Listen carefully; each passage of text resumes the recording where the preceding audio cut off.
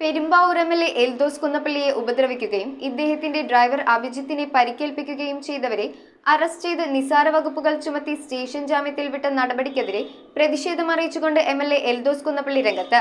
Perumbavoor police സ്റ്റേഷനിലെത്തി സിഐയോടാണ് MLA തന്റെ പ്രതിഷേധം രേഖപ്പെടുത്തിയത്. എഫ്ഐആറിൽ ആദ്യം 326 വകുപ്പ് ഉൾപ്പെടുത്തിയെങ്കിലും പിന്നീടത് 325 മാറ്റി പ്രതികളെ ജാമ്യത്തിൽ വിടുകയായിരുന്നു എന്നാണ് എംഎൽഎയുടെ ആരോപണം.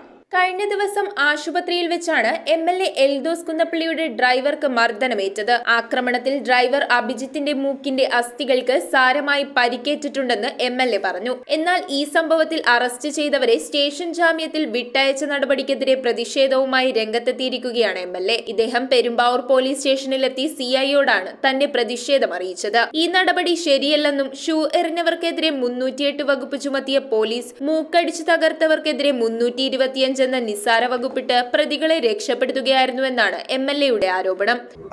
ആരെ ഇടിച്ചാലും എന്ത് പരിക്ക് പറ്റിയാലും ആയുധങ്ങളോ മരക്കഷ്ണമോ വടിയോ ഒന്നും ഉപയോഗിക്കുന്നില്ല എങ്കിൽ ആ പരിക്ക് പറ്റിയ ആൾക്ക് എതിരെയുള്ള പ്രതിക്ക് സ്റ്റേഷൻ ജാമ്യം കൊടുക്കാമെന്നുള്ള വകുപ്പിലുണ്ട്. ആ വകുപ്പ് അനുസരിച്ചിട്ടാണ് അദ്ദേഹം ഇപ്പോൾ സ്റ്റേഷൻ ജാമ്യം കൊടുത്തിട്ടുള്ളത്. എന്നാലും പ്രതികൾക്ക് പരമാവധി ശിക്ഷ 10 വർഷം വരെ ശിക്ഷ കിട്ടുന്ന രീതിയിലുള്ള വകുപ്പ് തന്നെയാണ് ഇട്ടിരിക്കുന്നത്. പരമാവധി അവർക്ക് ശിക്ഷ വാങ്ങി നൽകും. എല്ലാ പ്രതികളെയും അറസ്റ്റ് ചെയ്ത് നിയമത്തിന് മുന്നിൽ കൊണ്ടുവരും എന്ന് അദ്ദേഹം ഉറപ്പ് നൽകിയിട്ടുണ്ട്. News bureau, Perumbavoor. Kopparambil ayurvedic hospital and research centre. ഉഴിച്ചിൽ, lumbar spondylitis, cervical spondylitis, disc bulging കൊണ്ടുണ്ടാവുന്ന ബുദ്ധിമുട്ടുകൾ എന്നിവ ചികിത്സിക്കാൻ വിദഗ്ധരായ ഡോക്ടർമാർ. Kopparambil ayurvedic hospital and research centre.